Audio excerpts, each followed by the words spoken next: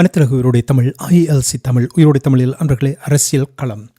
இன்றைய அரசியல் கள நிகழ்ச்சியில் தாயகத்திலிருந்து தாயக உடவியலாளர் இரா மைதரன் இணைகின்றார். வணக்கம் இரா மைதரன். வணக்கம் தரான அன்புறவுகளுக்கும் நேர வணக்கம். இன்றைய அரசியல் கள நிகழ்ச்சியில் சமீபத்தில் இந்தியாவுடைய பிரதமர் நரேந்திர மோடி அவர்கள் இலங்கைக்கு 4 நாள் பயணத்தை மேற்கொண்டிருந்தார். அந்த விடயங்களை நீங்கள் ஏற்கனவே எங்களுடைய உறவுகளுக்கு அவருடைய பயணம் தொடர்பாக என்ன விதமான ஒப்பந்தங்கள் கைச்சாத்திடப்பட விடயங்களையும் நீங்கள் எங்களுடைய உறவுகளோடு பகிர்ந்து கொண்டிருந்தீர்கள்.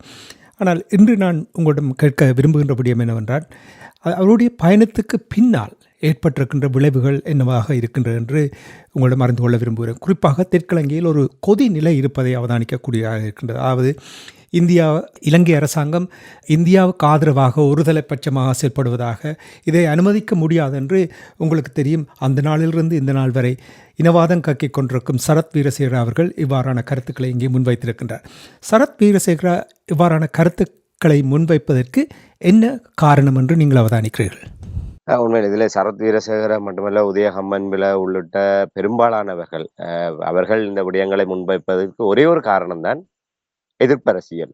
எவ்வாறு தமிழ் தேசிய அரசியலிலே ஒரு எதிர்ப்பரசியல் இருக்கின்றதோ அதே போன்று சிங்கள தேசத்திலே இப்போது ராஜபக்சேக்கள் இல்லை ரணில் விக்ரமசிங்க இதுவரை ஒரு கடந்த 76 ஆண்டு கால அரசியல் பாரம்பரியத்திலே தொடர்புபடாத, இதுவரை ஆட்சி அதிகாரத்தையே தொட்டுராத ஒரு தரப்பு 2025ஆம் ஆண்டு ஒரு இலங்கையினுடைய ஆட்சியை கைப்பற்றி இருக்கின்றது. ஆகவே ஒரு புதிய ஒரு சகாப்தம் இலங்கையினுடைய அரசியல் வரலாற்றிலே கொண்டு வரப்பட்டிருக்கின்றது. ஆகவே இப்போது இதுவரை காலமும் ஆட்சி அதிகாரத்தை சுவைத்தவர்கள், அந்த ஆட்சி அதிகாரத்தினுடைய துணையாக நின்று கொண்டு நிதி நிர்வாக ஊழல் மோசடிகளின் ஊடாக தங்களை வளர்த்து கொண்டவர்கள், இல்லை அதன் மூலமாக தங்களுடைய நிகழ்ச்சி நிரல்களை முன்னெடுத்து சென்றவர்கள், இப்படி அனைவருக்குமே மிகப்பெரிய ஒரு ஏமாற்றம்.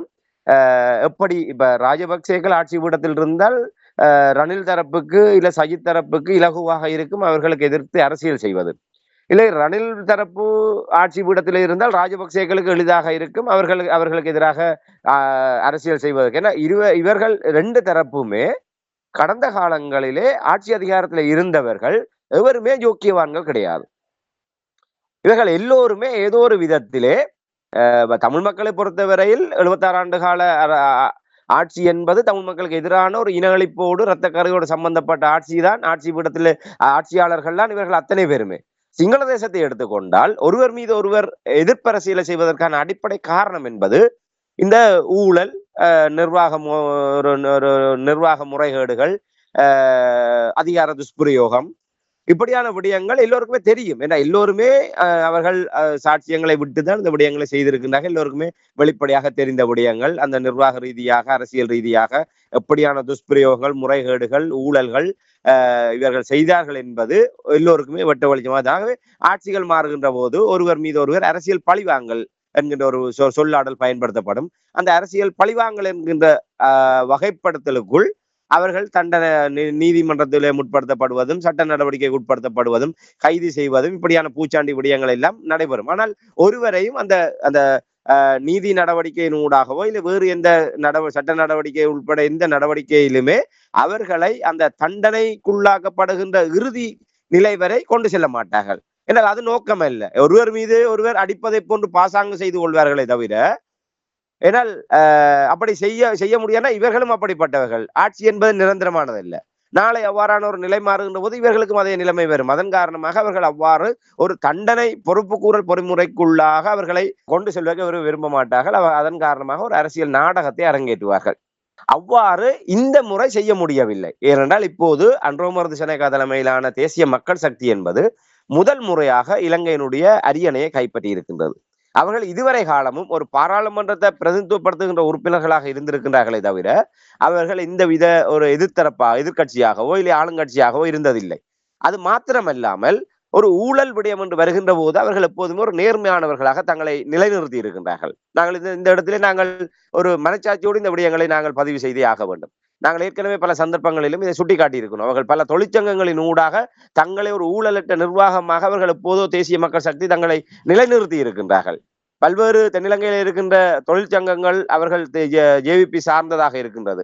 அவ்வாறு ஜேவிபி சார்ந்த தலைமைத்துவத்துக்கு அந்த தொழிற்சங்கங்கள் கொண்டு வரப்பட்டதுக்கு பிற்பாடு அந்த தொழிற்சங்கங்கள் நட்டத்திலே இயங்குவதாக காட்டப்பட்ட தொழிற்சங்கங்கள் எல்லாமே ஒரு லாபத்திலே இயங்கக்கூடிய ஒரு தொழிற்சங்கங்களாக மாற்றப்பட்டு அந்த தொழிற்சங்கங்களுக்கு கீழே இருக்கின்ற தொழிலாளர்களுடைய நல உரித்துக்கள் அனைத்துமே முழுமையாக பேணப்பட்டு அது ஒரு அவர்களுடைய உரிமைகள் உரித்துக்கள் நலன்கள் அனைத்துமே நிறைவேற்றப்பட்டு ஒரு தன்னிறைவான நிலைமையிலே அந்த தொழிற்சங்கங்களை கொண்டு நடத்தி ஒரு மிகை வருமானத்தை பெற்று அவர்கள் ஒரு வருமானத்தை ஒரு கையிருப்பை தக்க வைக்கக்கூடிய அளவுக்கு அந்த தேசிய மக்கள் சக்தியினுடைய அந்த தொழிற்சங்க தலைமைத்துவம் என்பது நாங்கள் வர்ற தென்னிலங்கை செய்திகளின் ஊடாக அறியக்கூடியதாக இருக்கின்றது. ஆகவே அப்படிப்பட்ட ஒரு தரப்பு மீது இவர்களினால் வேறு எந்த விதத்திலுமே இப்ப நான் முன்னர் குறிப்பிட்டதை போன்று ரணில் தரப்பு மீது ராஜபக்சே தரப்பு மீது ரணில் தரப்பு குற்றம் சாட்டுவதை போன்று இவர்கள் மீது எந்த விதத்திலுமே குற்றம் சாட்டி விட முடியாது.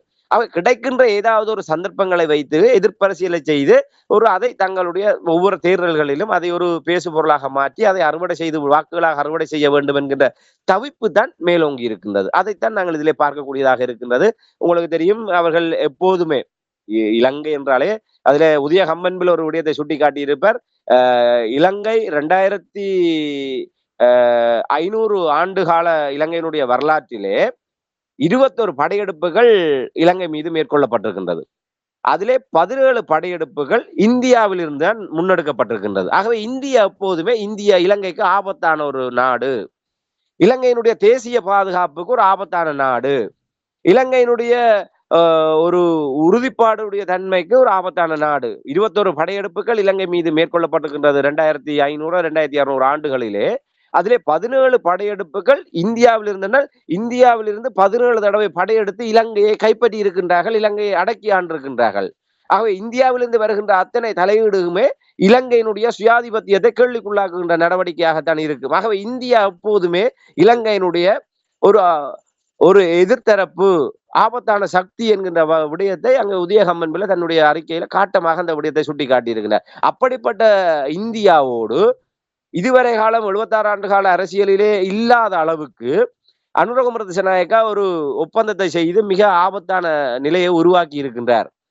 சிறிமாவோ பண்டாரநாயக்காவினுடைய காலத்திலோ இல்லை ஜிஆர் ஜெயவர்தனுடைய காலத்திலோ இல்லை ரணில் விக்ரமசிங்கனுடைய காலத்திலோ அவர்கள் எல்லாம் மிக தீர்க்க தரிசனமாக இந்த விடயங்களை எல்லாம் அவர்கள் உணர்ந்திருக்கின்றார்கள். அவர்கள் அப்படிப்பட்ட ஒரு நிலையில் கூட இப்படியான ஒப்பந்தங்கள் எதையுமே அவர்கள் இந்தியாவோடு செய்ய முற்படவில்லை. இலங்கையினுடைய நிலைப்பாடு என்பது ஒரு அணிசேரா நாடு. சிறிமாவோ பண்டாரநாயக்கா இருந்த போது கூட ஒரு உலக ஒழுங்கு என்பது அமெரிக்கா ரஷ்யா என்கின்ற நிலைமை இருந்த போது இலங்கை எந்த ஒரு தரப்போடும் அணிசேராத ஒரு நிலைப்பாடை வெளிப்படுத்தி இருந்தது. அதுதான் இலங்கைக்கான ஒரு பாதுகாப்பாக இருந்தது. இப்போது இனிவரும் 2050 ஆண்டாக வருகின்ற போது இந்தியா சீனா என்கின்ற ஒரு இருநிலைப்பட்டதாக உலக ஒழுங்கு மாறப்போகின்றது.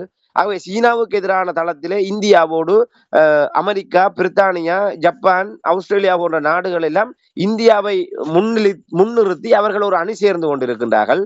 அதுதான் குவாட் என்கின்ற அமைப்பு கூட தோற்றம் பெற்றது. சீனாவுக்கு எதிராகத்தான் அந்த அமைப்பை உருவாக்கி இருக்கின்றார்கள். ஆக இனிவரும் உலக ஒழுங்கு என்பது இந்தியாவையும் சீனாவையும் மையப்படுத்திய இருதுருவ நிலைப்பாட்டோடு உலக ஒழுங்கு மாறப்போகின்றது. அப்படிப்பட்ட நிலைமையிலே நாங்கள் இந்தியாவோடு சேர்ந்து இலங்கை இவ்வாறு பாதுகாப்பு ஒப்பந்தத்தை செய்தது என்பது இந்த உலக யுத்தத்திலே இலங்கை தன்னை இணைத்துக் கொள்கின்ற ஒரு நிலைப்பாட்டுக்கு இது வழியை சமைத்திருக்கின்றது. நாங்கள் இந்த 2 தரப்போடும் சம்பந்தப்படாமல் நாங்கள் இருந்திருந்தால் சினிமா காலத்தில் இருந்ததை போன்று நாங்கள் அணிசேராத ஒரு நிலைப்பாட்டோடு நாங்கள் இருந்திருப்போமாக இருந்தால் அது இலங்கைக்கு பாதுகாப்பாக இருந்திருக்கும். ஆனால் அனுரகுமார திசாநாயக்கா அவர்கள் இந்தியாவோடு பாதுகாப்பு ஒப்பந்தத்தை செய்ததனூடாக வருங்காலத்திலே உலக யுத்தம் ஒன்று ஏற்படுமாக இருந்தால் இந்த உலக வல்லாதிக்க போட்டிக்குள் இலங்கையும் சிக்க வைத்து விட்டார். இது ஒரு மிக மோசமான ஒரு நிலைமை என்பதாக உதய கம்மன்பில அவர் கொந்தளித்திருக்கின்றார். இதெல்லாம் என்ன பிரச்சனை என்று சொன்னால் இவர்கள் அனுரகுமார திசாநாயக்கா எவர் இதை செய்தாலும் அவர்கள் இதைத்தான் பசைபாடி கொண்டிருப்பார்கள்.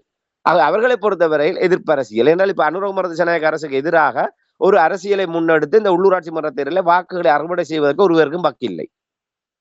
இந்த மக்களிடம் சென்று இந்த பொருளாதார பிரச்சனை இப்போது 2019 எப்படி இருந்தது, இந்த 25 எப்படி இருக்கின்ற ஒப்பீடுகளை கொண்டு செல்வதற்கு பதிலாக இந்தியா என்றாலே தெற்கிழங்கையில் அப்படி ஒரு உவமையை கட்டியெழுப்பி வைத்திருக்கின்றார்கள். இந்தியா என்றாலே ஆக்கிரமிப்பு சக்தி, ஆகவே அவர்களுக்கு இலகுவான விடயமாகிவிட்டது. நாங்கள் போய் 2019 சீனி இன்ன விலை, அரிசி இன்ன விலை, 2022 அது இப்படி இருந்தது, 2025 இப்படி இருக்கின்றது. ஆகவே இதில் எந்தவித மாற்றமும் ஏற்படவில்லை. ஆகவே மாற்றம் என்று சொன்னதெல்லாம் ஏமாற்றமாக போய்விட்டது என்று மக்களிடம் தர்க்க ரீதியாக அந்த விடயங்களை எடுத்துச் சென்று இந்த ஆட்சியை ஆட்சியினுடைய நிலைப்பாட்டை உணர்த்துவதற்கு பதிலாக இது மிக இலகுவாக அந்த பெட்ரோலை தெளித்து விட்டு தீக்குச்சியை பற்ற வைப்பதை போன்ற ஒரு செயல்தான் இந்திய எதிர்ப்புவாதம்.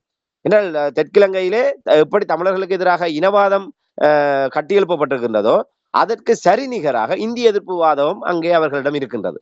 ஆக இலகுவாக சிங்கள மக்களிடம் அது உணர்வுபூர்வமாக பற்றி கொள்ளக்கூடிய விடயமாக தமிழ் மக்களுக்கு எதிரான அந்த இனவாதமும் இந்திய எதிர்ப்புவாதமும் இருக்கின்றது. ஆகவே அவர்கள் அந்த இந்திய எதிர்ப்புவாதத்தை இந்த சந்தர்ப்பத்தை அவர்கள் சரியாக பயன்படுத்தி இருக்கின்றார்கள். அதைத்தான் நாங்கள் இந்த இடத்துல பதிவு செய்ய முடியும்.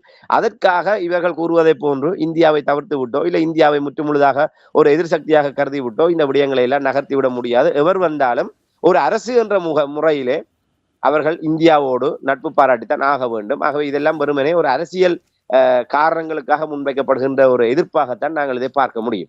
இந்தியா தொடர்பாக நீங்கள் இப்பொழுது தெற்கிலங்கையில் உள்ள நிலைப்பாட்டை கூறும்பொழுது ராமேந்திரன், உங்களுக்கு தெரியும் ஜேவிபியினுடைய அந்த புரட்சி நடந்த பொழுது 60,000க்கும் மேற்பட்ட ஜேவிபி படையினர்களை கொன்ற விடயங்கள் உங்களுக்கு தெரியும். இந்தியா அப்பொழுது கடும் எதிர்ப்பை தெரிவித்திருந்த அந்த நிலைமையில் இப்பொழுது நிலை மாற்றம் வந்திருக்கின்றது. இந்த நிலை மாற்றத்தின் பொழுது இப்போ நீங்கள் கூறினீர்கள் பாதுகாப்பு உடன்படிக்கை தொடர்பாக கூறும் பொழுது அனுரகுமார் திசாநாயக்காவுடைய வெளிவார அமைச்சர் விஜித் ஹேரத் அவர்கள் கூறியிருந்தார், இந்தியாவின் பாதுகாப்பு அச்சுறுத்தலுக்கான இடமளிக்க இலங்கையை பயன்படுத்த ஒருபோதும் இடமளிக்க மாட்டோம் என்று அவர் கூறியிருக்கின்றார். இந்த விடயத்தை சீனாவுக்கும் இதே தெளிவாக தாங்கள் அதை எடுத்து கூறியிருப்பதாக கூறியிருக்கின்றார். அப்போ இங்கே பாருங்கள், ஒரு நிலை மாற்றம் வந்திருக்கின்றது. இலங்கையை பொறுத்தமட்டில் வேறு வழி ஏதாவது இருக்கிறதா, அல்லது இவர்கள் இந்தியாவோடு இணங்கி போக வேண்டிய ஒரு நிலைமைதான்? அதே நேரத்தில் இந்தியாவுக்கும் தமிழர்களை எவ்வளவு புறந்தள்ளினாலும் சிங்கள தேசத்தோடு கட்டி அணைத்து செயல்படுவது அவர்களுக்கு அந்த பிராந்தியத்தில் இலங்கை ஒரு முக்கியமாக பார்க்கப்படுகின்றதா? வேறு வழி ஏதாவது இருக்கின்றதா இந்த ஒப்பந்தங்கள் நடைபெற்ற இந்த நிலையில்? உண்மையில விஜித் ஹேரத் அவர்கள் கூறிய விடயம் நிச்சயமாக அதுதான் யதார்த்தபூர்வமான உண்மை. ஏன்னால் உண்மையிலே ஒரு அரசியல் கடந்து இலங்கை என்பது இந்த பூகோள பிராந்தியத்திலே ஒரு மிக கேந்திர முக்கியத்துவம் வாய்ந்த இடத்துல இருந்தாலும் இந்தியாவை நாங்கள் ஒரு கேந்திர முக்கியத்துவம் வாய்ந்த இடத்துல இருக்கணும் என்பதற்காக இந்தியாவுக்கு எதிரான நிலைப்பாட்டை எடுத்து விட்டு நாங்கள் இங்கே ஒரு சுமூகமான முறையிலே ஆட்சி அதிகாரத்தை கொண்டு நடத்திவிட முடியாது. அதுவும் தற்போது இருக்கின்ற நிலைமை நாடு மிக ஆபத்தான ஒரு நிலைமையில் இருக்கு. பொருளாதார நெருக்கடியிலிருந்து நாங்கள் இன்னும் மீளவில்லை. ஒரு கரணம் தப்பினால் மரணம் என்கின்ற அளவில் தான் இலங்கையினுடைய நிலைமை இருக்கின்றது. அது எப்போது வேண்டுமென்றாலும் ஒரு சிறிய ஒரு தவறு செய்தாலும் உடனடியாக நாடு மீண்டும் ஒரு அதல பாதாளத்துக்கு செல்லக்கூடிய அளவுக்கு நாட்டினுடைய நிலைமை மிக மோசமான நிலைமையில இருக்கின்றது. ஆக இப்படிப்பட்ட நிலைமையிலே புத்திசாலித்தனமாக செயல்படுவது என்பது அவர்களுக்கு நன்றாகவே தெரியும். ஏவிபினர் நாங்கள் பல விடயங்கள் அவர்கள் எல்லாம் ஆழமாக பல விடயங்களை ஒரு இலங்கையினுடைய ஆட்சி அதிகாரத்துக்காக அவர்கள் ஒரு மிக நீண்ட கால தயார்படுத்தலோடு அவர்கள் தங்களை ஒரு பரிசோதனை ஒரு பரீட்சைக்கு மாணவன் எப்படி தன்னை தயார்படுத்துவானோ இந்த பாடத்திட்டத்துல இன்னென்ன கேள்விகள் வந்தால் இதற்கு நான் எப்படி விடையளிக்க வேண்டும் என்று ஒவ்வொரு மாணவனும் பரீட்சைக்கு எப்படி தயாராவானோ அதே போன்று அவர்களும் இந்த ஆட்சி அதிகாரத்துக்கு வந்தால் அந்த ஆட்சி அதிகார இயந்திரத்தை கொண்டு நகர்த்துகின்ற போது என்னென்ன சவால்கள் முதன்மைப்படுத்தப்படும், அந்த சவால்கள் கடந்த 76 ஆண்டுகளில் எப்படி கையாளப்பட்டிருக்கின்றன, அதன் மூலமாக எப்படியான விளைவுகளை இலங்கை எதிர்கொண்டிருக்கின்ற, சாதகமான விளைவுகளா பாதகமான விளைவுகளா, இல்லை இப்படி கையாண்டிருந்தால் இப்படியான விளைவுகளை நாங்கள் பெற்றிருக்க முடியுமா என்கின்ற ஒரு எதிர்பார்ப்பு கூட அந்த அந்த அந்த விடயங்களை ஆய்வு செய்கின்ற போது அறியக்கூடியதாக இருக்கும். ஆகவே அப்படியாக நீண்ட ஒரு தயார்படுத்தலிலே அவர்கள் இந்திய விவகாரம் ஒன்று. அதன் காரணமாக அவர்கள் இந்தியாவுக்கு அனுரகுமார திசாநாயக்கா தேர்தலுக்கு முன்னர் சென்ற போது கூட அவர்களுடைய அந்த நகர்வு, சென்ற இடங்கள், அவர்கள் சந்தித்த சந்திப்புகள், அவர்களுடைய அந்த விடயங்களை எல்லாம் பார்க்கின்ற போது அவர்கள் இந்தியாவை எவ்வாறு கையாள்வது என்பது தொடர்பாக மிக தெளிவான ஒரு நிலைப்பாட்டில் இருந்திருக்கின்றார்கள். ஆகவே அவர்கள் ஜேவிபியினுடைய தோற்றுவாயை இந்திய எதிர்ப்புவாதம் தான். இன்று உதய கம்மன்பில சரத் வீரசேகர போன்றவர்கள் கூப்பாடு போடுகின்ற அந்த நிலைமைக்கு வித்திட்டவர்களே ஜேவிபியினர் தான். ஆகவே அப்படிப்பட்ட ஜேவிபியினரை இன்று இந்தியாவினுடைய பிரதமரை அழைத்து ஒப்பந்தம் செய்கின்றார்கள் என்று சொன்னால் சூழல் அதுதான். எவர் வந்தாலும் இலங்கையினுடைய ஆட்சி அதிகாரத்திலே வந்தாலும் இந்தியாவினுடைய பாதுகாப்பு கரிசனையோடு ஒத்து பயணிக்காமல் இலங்கையிலே இங்க சுமூகமான ஒரு ஆட்சி அதிகாரத்தை கொண்டு நடத்திவிட முடியாது. மிகச் சிறந்த உதாரணம் 2015 ஆண்டு ஏற்பட்ட ஆட்சி அதிகாரம். இந்தியா தான் நேரடியாக, அதாவது 2009 விடுதலை புலிகள் அமைப்பை அழிப்பதற்கு ஒத்துழைப்பு வழங்கியது இந்தியா. அதே போன்று 2015 ஆண்டு அதே தரப்பை ஆட்சியிலிருந்து வீழ்த்தி விட்டு இன்னொரு தரப்பை அரியறை கொண்டு வருவதற்காக செயல்பட்டது இந்தியா. ஆகவே இந்தியா எப்போதுமே இலங்கையோடு நேரடியாக மறைமுகமாக அவர்கள் கிங் மேக்கர்களாக இருக்கின்றார்கள். அப்படிப்பட்ட ஒரு தரப்பை நாங்கள் மூர்க்கத்தனமாக எதிர்ப்பது என்பது சொந்த காசிலே சூனியம் வைப்பதை போன்று. அதற்கு முற்பட்ட காலத்திலே இவர்கள் போரை காரணம் காட்டி உலக நாடுகள் முழுவதும் ஆயுதங்களை வாங்குவதற்காக கோடான கோடி கடன்களை பெற்று அதன் மூலமாக ஆட்சி அதிகாரத்தையும் ஊழலையும் தங்களுடைய குடும்பங்களையும் பலப்படுத்தி கொண்டிருந்தார்கள். அப்போது அவர்களுக்கு பிரச்சனை இல்லை. இப்போது வாங்கிய கடனை கட்ட முடியாமல் திண்டாடுகின்ற ஒரு நிலைமை, அதை விட நாளாந்த அரச இயந்திரத்தை கொண்டு செல்லவே முடியாத ஒரு நிலைமை, எதிர்கால திட்டங்களை முன்னெடுக்க முடியாத ஒரு நிலைமை, ஆகவே ஒரு பாரிய சிக்கலுக்குள் இருக்கின்ற நிலைமையில எப்படி நாங்கள் எதிர்க்க முடியும்? ஒன்று, நாங்கள் தன்னிறைவான நிலையில நிற்கின்ற போது யாரை வேண்டுமென்றாலும் துணிச்சலோடு எதிர்க்க முடியும். ஆனா இலங்கையினுடைய நிலைமை எப்படி இருக்கின்றது?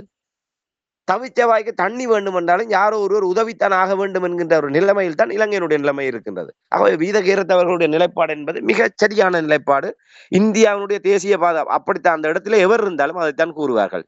நாட்டினுடைய நலன் சார்ந்து சிந்திக்கக்கூடியவர்கள், செயல்படக்கூடியவர்களுடைய நிலைப்பாடு அதுவாகத்தான் இருக்கும்.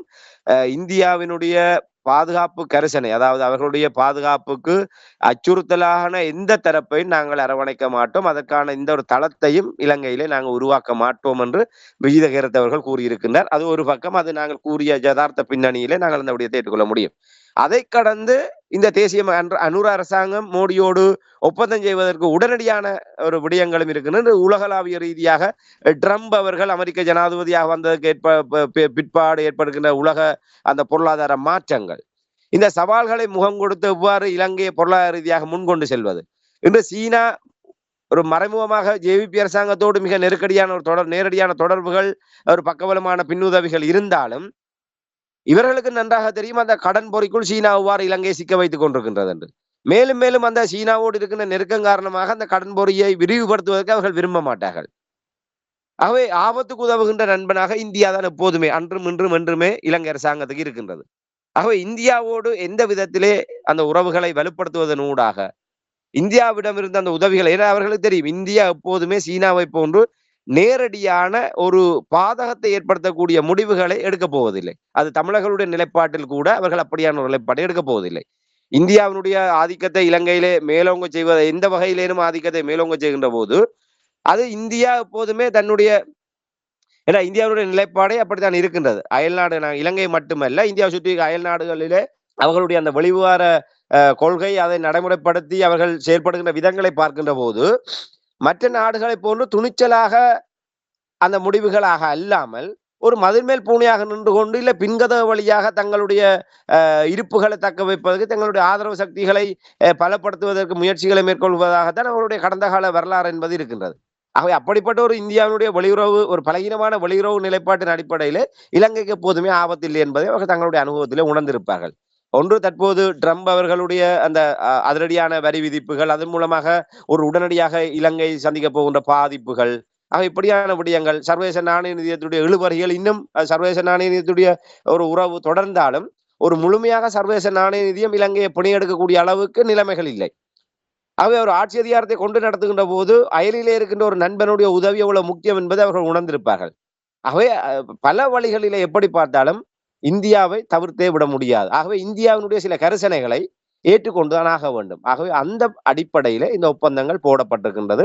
ஆகவே இந்த விடயங்களிலே தென்னிலங்கையிலே பூதாகரப்படுத்துகின்றார்கள் என்பதற்காக இது நிராகரிக்கப்பட வேண்டிய ஒன்றோ இல்ல, இது இவர்களாக விரும்பி ஏற்றுக்கொண்டது. இன்று 2009ஆம் ஆண்டு புலிகள் அழிக்கப்படுகின்ற போது, புலிகள் அழித்தால் காணும் என்ற வகையிலே இந்தியா உள்ளிட்ட 20க்கும் மேற்பட்ட நாடுகளுடைய ஆதரவை இவர்கள் பெற்றுக்கொண்டார்கள்.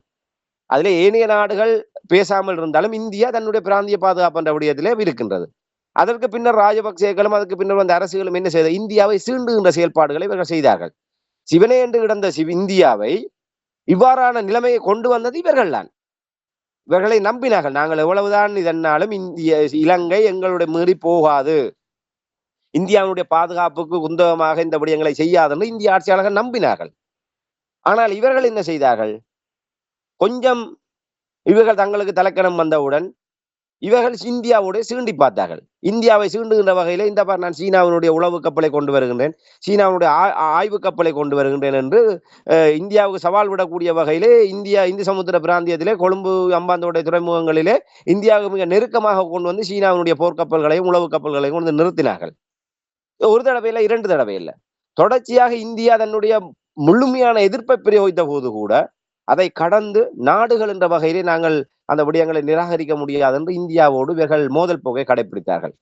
அவை அப்படி கட்டம் அவர் வல்லாதிக்க நாடாக தன்னை நிலைநிறுத்தி வருகின்ற இந்தியா இப்படி இலங்கை தரப்பினுடைய சீண்டல்களுக்கு ஒரு முடிவு கட்ட வேண்டுமாக இருந்தால் ஒரு நிரந்தரமான பாதுகாப்பு பொறிக்குள் இலங்கையை சிக்க வைக்க வேண்டும் என்று அவர்கள் முடிவெடுத்தார்கள். இந்தியா அவ்வாறான நிலைப்பாட்டுக்கு வருவதற்கு தெற்கிலங்கையினுடைய மோதல் போக்கு தான் அடிப்படை காரணம். காரணத்தை இவர்கள் வைத்துக்கொண்டு இந்தியா மீது பழியை சொல்வதில் எந்த பயனும் இல்லை. இந்தியாவோடு ஆயுதங்கள் விடுதலை புலிகளோடு இந்த போர் முடிவு கொண்டு வந்ததற்கு பிற்பாடு இந்தியாவினுடைய விடயங்களிலே கரிசனை செலுத்தக்கூடிய ஒரு நிலைப்பாடு என்று வீதகேரத் கூறியதை போன்று ஒரு உறுதியான நிலைப்பாட்டோடு இந்த அரசாங்கங்கள் செயல்பட்டிருந்தால் இந்தியா ஒப்பந்தம் என்கிற நிலைப்பாட்டுக்கு சென்றிருக்க வேண்டிய அவசியம் வந்திருக்காது. இந்த ஒப்பந்தம் என்பது தவிர்க்க முடியாத ஒன்று. ஆகவே இதை தவிர்த்து விட்டு இவர்களினால் பொருளாதார ரீதியாகவும் இலங்கையை முன்கொண்டு சென்று விட முடியாது. இல்லை ஒரு பிராந்தியத்திலே ஒரு பாதுகாப்பு சார்ந்த விடயங்களிலே இந்தியாவை தவிர்த்து விட்டு சென்று விடுவாங்க. எந்த ஒரு கோணத்திலே பார்த்தாலும் இந்தியாவோடு இந்த ஒப்பந்தம் என்பது இது இவர்கள் தாங்களே தங்களுடைய தலையிலே மண்ணெளி போட்டதை போன்ற ஒரு விடயத்தை இவர்களே செய்தார்கள். இப்போது அதுக்கான வினையையும் அவர்களை அறுவடை செய்து கொள்ள வேண்டியதுதான். நன்றி ராமதரன். இன்றைய அரசியல் கலை நிகழ்ச்சியில் இணைந்து அரசியல் நிலைமைகளை உயிரோடி தமிழ் உறவுகளோடு பகிர்ந்து கொண்டமைக்காக உயிரோடி தமிழ் அன்பர்கள் சார்பாக நன்றி கூறிக்கொண்டு மீண்டும் இன்னொரு நிகழ்ச்சியில் இணைந்திருப்போம். அதுவரைக்கும் நன்றி, வணக்கம். நிச்சயமான நன்றி, வணக்கம். எமது பார்வையாளர்களுக்கு வணக்கம். மக்களின் குரலாய் ஓங்கி ஒலிக்கும் இலக்கு மின்னிதழ் மற்றும் உயிரோடை தமிழ் வானொலி ஆகிய இவ்விரு ஊடகங்களும் உங்களைப் போன்ற எமது நேயர்கள் நண்பர்களின் ஆதரவிலேயே இயங்கி வருகின்றன. மிக குறைந்த வளங்களுடன் பல இடர்கள் மற்றும் தடைகளை தாண்டி பயணிக்கும் எமது ஊடகங்களின் பணிகள் மேலும் வளர உங்களால் முடிந்த நிதியுதவியை வழங்கி இன்னும் காத்திரமான செயற்பாடுகளை முன்னெடுக்க உதவுமாறு மிகவும் பணிவன்புடன் வேண்டி நிற்கின்றோம். உங்கள் பங்களிப்பு உங்களின் உரிமை குரலாய் ஓங்கி ஒலிக்கும். நன்றி.